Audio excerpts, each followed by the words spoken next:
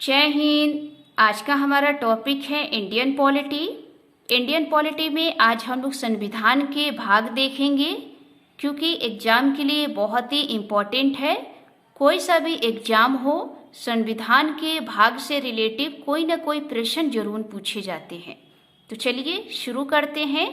सबसे पहले आप यहाँ देख सकते हैं कि मूल संविधान में भाग जो है 22 हैं और वर्तमान के संविधान में भाग 25 है। यानी कि आप यहाँ कह सकते हैं कि कुछ भागों को बढ़ाया गया है।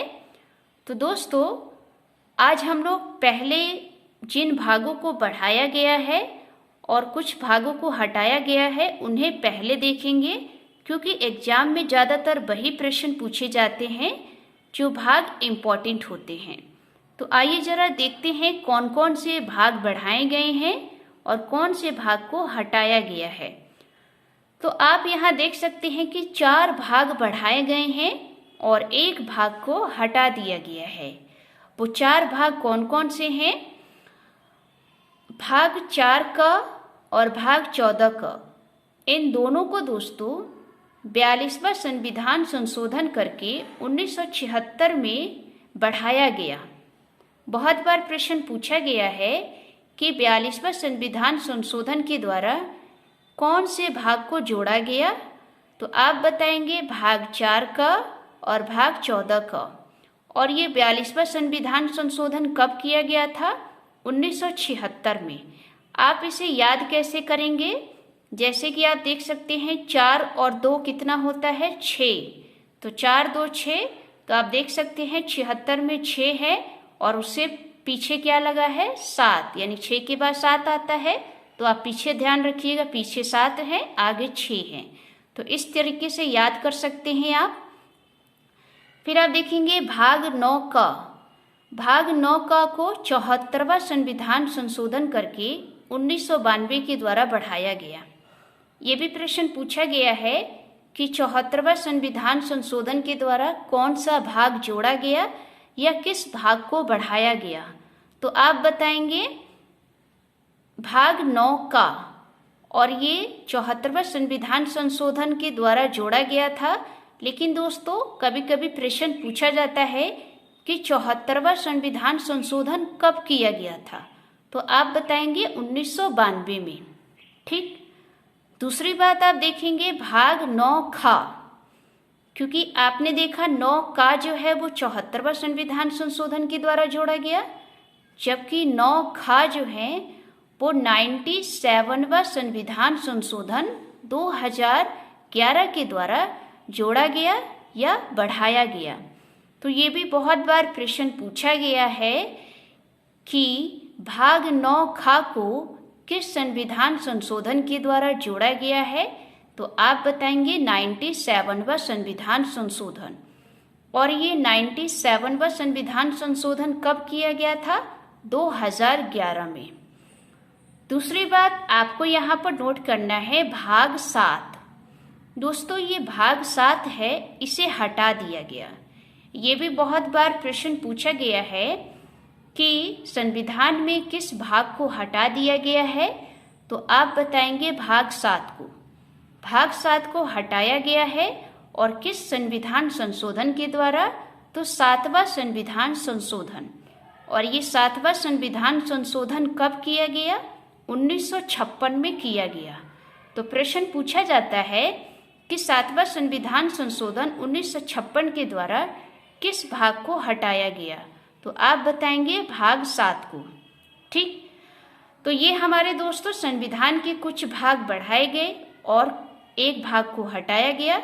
इसके बारे में हमने यहाँ पर डिटेल से बता दी। आप अपने कॉपी में नोट्स जरूर कीजिएगा, क्योंकि एग्जाम के लिए बहुत ही इम्पोर्टेंट है। अब हम लोग देखेंगे कि वो 22 भाग और बढ़ाए गए भाग कौन कौन से हैं, क्योंकि अक्सर एग्जाम में पूछे जाते हैं। तो यहाँ पर देख सकते हैं भाग 1। दोस्तों, भाग 1 में क्या है? संघ एवं राज्य क्षेत्र। पूछा जाता है कि भाग 1 में किसका उल्लेख किया गया है। तो आप बताएंगे संघ एवं राज्य क्षेत्र का भाग 1 में वर्ण या उल्लेख किया गया है। कभी कभी दोस्तों अनुच्छेद भी पूछ लिए जाते हैं। तो हम लोग कुछ अनुच्छेद भी यहाँ पर देखेंगे क्योंकि एग्जाम के लिए बहुत ही इम्पोर्टेंट हैं। तो आपने देखा भाग 1 में क्या है, संघ एवं राज्य क्षेत्र, और इसका अनुच्छेद कहाँ से कहाँ तक है, तो अनुच्छेद 1 से लेकर 4 तक। ठीक, फिर आप देखेंगे भाग 2। भाग 2 में क्या है, नागरिकता। नागरिकता के लिए अनुच्छेद कहाँ से कहाँ तक है, अनुच्छेद 5 से लेकर 11, क्योंकि आपने ऊपर देखा 1 से लेकर 4, 4 के बाद क्या आता है 5। तो कभी कभी एग्जाम में पूछ लिया जाता है कि भाग 2 में नागरिकता के लिए अनुच्छेद कहाँ से कहाँ तक है, तो आप बताएंगे अनुच्छेद 5 से लेकर 11 तक। फिर आप देखेंगे मौलिक अधिकार। भाग 3 में है, पूछा जाता है कि मौलिक अधिकार को किस भाग में रखा गया है, तो भाग 3 है। और मौलिक अधिकार का अनुच्छेद कहाँ से कहाँ तक है, अनुच्छेद 12 से लेकर 35 तक। ठीक, क्योंकि 11 के बाद 12 आता है, तो 12 से लेकर 35 तक क्या है, मौलिक अधिकार है। ये भी प्रश्न पूछा गया है। फिर आप देखेंगे भाग 4। भाग 4 में राज्य के नीति निर्देशक तत्व हैं, और राज्य के नीति निर्देशक तत्व के अनुच्छेद कहाँ से कहाँ तक है, 36 से लेकर 51 तक। क्योंकि 12 से लेकर 35 तक क्या थे, मौलिक अधिकार, 35 के बाद क्या आता है 36, तो अनुच्छेद 36 से लेकर 51 तक किसके लिए है, राज्य के नीति निर्देशक तत्व के लिए। ठीक, उसके बाद देखेंगे भाग 4 का, क्योंकि इसे दोस्तों ये संविधान संशोधन करके जोड़ा गया है, यानी कि इस भाग को बढ़ाया गया है। ऊपर हमने अभी आपको बताया। तो 4 का किससे संबंधित है, मूल कर्तव्य से, और मूल कर्तव्य का अनुच्छेद क्या है, 51 का, या दोस्तों ABCD में A या B भी लिख सकते हैं, यानी कि यहाँ पर का है तो कहीं कहीं पर दोस्तों अनुच्छेद 51A भी लिखा होता है। ठीक, फिर आप देखेंगे भाग 5। भाग 5 में क्या है, संघ सरकार।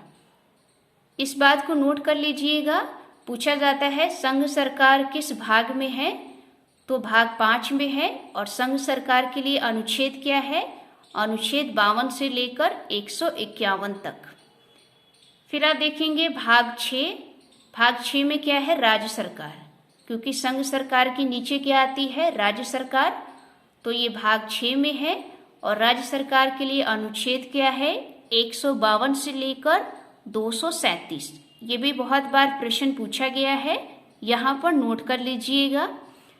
फिर आप देखेंगे भाग 7। अभी हमने आपको ऊपर बताया कि भाग 7 को क्या कर दिया है, हटा दिया गया है। यहाँ पर हमने रेड पेन से दिखाया है कि भाग 7 में क्या था। भाग 7 में दोस्तों राज्यों से संबंधित पहली अनुसूची का खंड व जो है हटा दिया गया। ठीक, उसके बाद देखेंगे भाग 8। भाग 8 में संघ राज्य क्षेत्र हैं।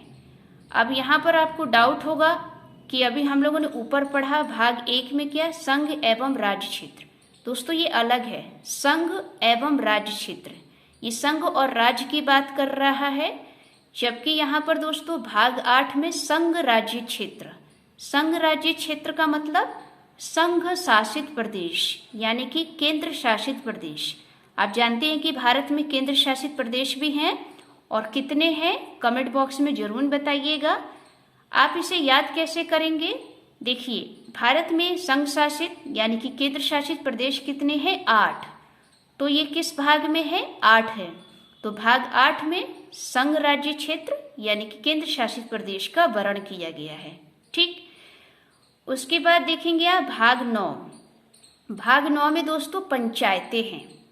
अब यहाँ पर आपको नोट करना है कि ये जो भाग 9 है पंचायत, इसमें कुछ संशोधन किया गया था, जिसे 73वां संविधान संशोधन 1992 के द्वारा पंचायती राज को संवैधानिक दर्जा प्राप्त किया गया।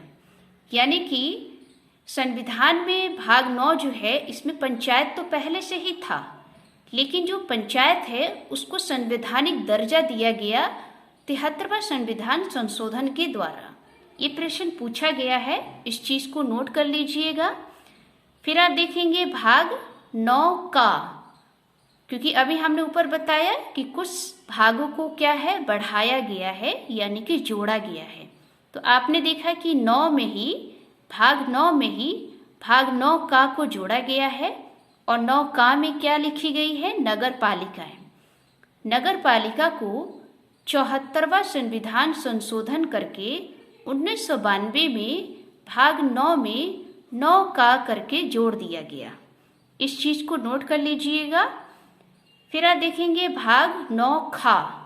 हमने ऊपर ही बताया कि भाग 9 में 2 भाग जोड़े गए, 9 का और 9 खा। 9 खा में क्या है, सहकारी समितियां। सहकारी समितियां को 97वां संविधान संशोधन करके 2011 में भाग 9 में 9 खा जोड़ा गया। ठीक, फिर उसके बाद देखेंगे भाग 10। भाग 10 में दोस्तों अनुसूचित जाति एवं अनुसूचित जनजाति का वर्ण किया गया है। बहुत बार प्रश्न पूछा गया है कि अनुसूचित जाति एवं अनुसूचित जनजाति के लिए संविधान में कौन सा भाग है, तो आप बताएंगे भाग 10। दोस्तों आप इसी तरीके से लिखिएगा क्योंकि रोमन नंबर में नंबर डाले गए हैं। फिर आप देखेंगे भाग 11। भाग 11 में क्या है, संघ एवं राज्य संबंध, यानी कि भारत में क्या है, संघ और राज्य है, उन दोनों का संबंध कैसा होना चाहिए, इसका उल्लेख भाग 11 में किया गया है। ठीक, फिर आगे हम लोग देखेंगे 11 के बाद कौन सा भाग आएगा, भाग 12। भाग 12 में दोस्तों वित्त, संपत्ति, संविदाएं एवं बात, इन सब का उल्लेख दोस्तों भाग 12 में किया गया है। प्रश्न पूछा जाता है कि वित्त का संबंध किस भाग से है, तो भाग 12 में है। फिर भाग आप 13 देखेंगे। भाग 13 में भारत के राज्य क्षेत्र में व्यापार, वाणिज्य एवं समागम, इस तरीके की जो बातें हैं वो भाग किस में है, 13 में। तो आपको यहाँ पर नोट करना है कि भाग 13 में क्या है, भारत के राज्य क्षेत्र में व्यापार, वाणिज्य एवं समागम। ठीक, उसके बाद आपका भाग आता है 14। भाग 14 में संघ एवं राज्य के अधीन सेवाएं, यानी कि जो संघ और राज्य हैं उसमें जो आप सेवाएं देते हैं उन सबका वर्णन भाग 14 में किया गया है। इस चीज को नोट कर लीजिएगा। दूसरी बात आप देखेंगे भाग 14 का, क्योंकि हमने बताया कि कुछ भागों को क्या है बढ़ाया गया है, तो इसी भाग 14 में भाग 14 का को संविधान संशोधन करके जोड़ा गया। तो भाग 14 का में क्या है, अधिकरण। अधिकरण का मतलब होता है सिविल से संबंधित सेवा निर्मित, यानी कि जो सिविल सेवाएं हैं उनसे संबंधित जो सेवा निर्मित यानी कि रिटायरमेंट की जो बातें हैं वो सबका उल्लेख जो है वो भाग 14 का में रखा गया है। फिर आप देखेंगे भाग 15। भाग 15 में क्या है, निर्वाचन। निर्वाचन यानी कि चुनाव। आप जानते हैं कि भारत में अलग अलग तरीके से चुनाव होते हैं और हर बार चुनाव होते हैं, तो निर्वाचन यानी कि चुनाव संबंधित बातें किस भाग में है, भाग 15 में। भाग 15 के बाद क्या आता है, 16। भाग 16 में कुछ वर्गों को विशेष प्रावधान, कुछ वर्ग का मतलब जैसे ओबीसी, एससी, एसटी, इनके लिए आप जानते हैं कुछ आरक्षण दिए जाते हैं।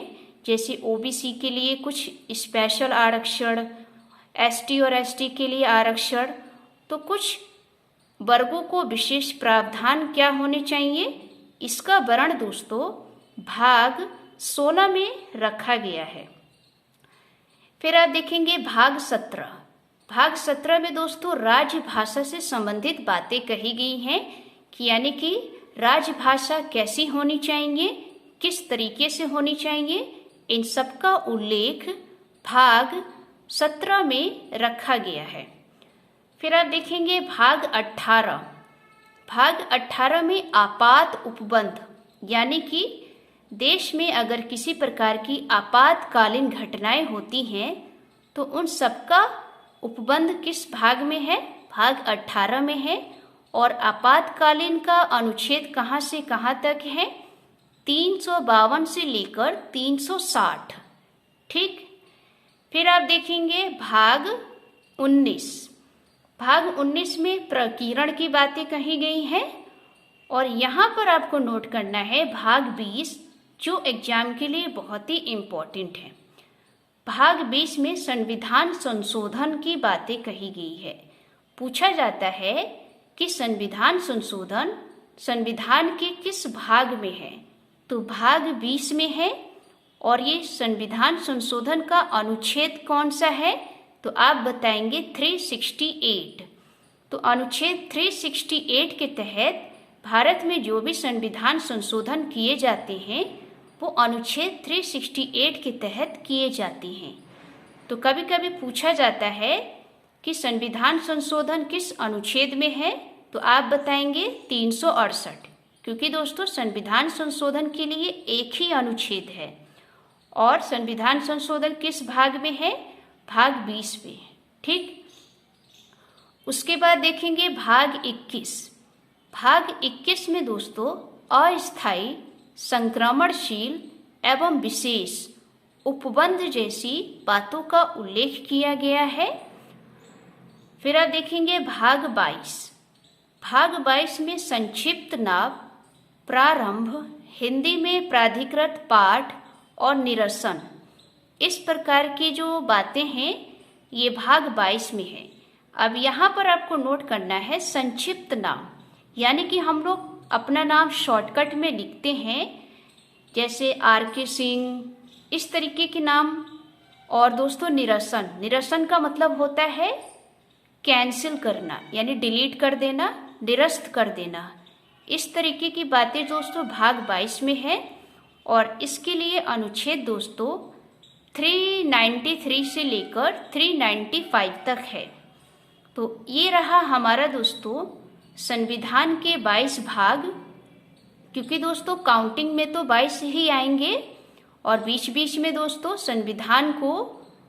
संविधान संशोधन करके द्वारा इनमें भाग जोड़े गए हैं। ठीक, तो ये दोस्तों संविधान के 22 भाग थे। उम्मीद है आपको ये वीडियो अच्छी लगी होगी। अगर दोस्तों ये वीडियो अच्छी लगी हो तो वीडियो को लाइक करिए, चैनल को सब्सक्राइब करिए। जय हिंद, जय भारत।